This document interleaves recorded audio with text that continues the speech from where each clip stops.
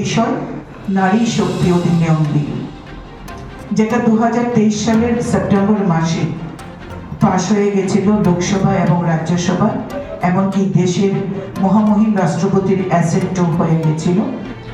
একটি বিশেষ সংশোধনী এনে লোকসভায় 2026 সালের 16 এপ্রিল আবার একটি অ্যামেন্ডমেন্ট বিল সংসদে পেশ করা হয়।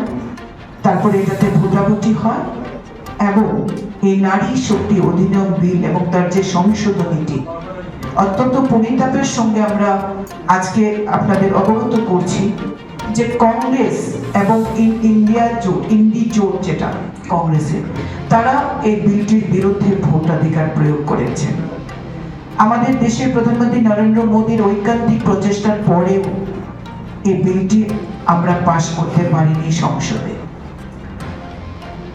ইন্ডি জোট এবং কংগ্রেস নেতা রাহুল গান্ধী মহিলা বিরোধী, তারা আবার আজকে প্রমাণ করলেন।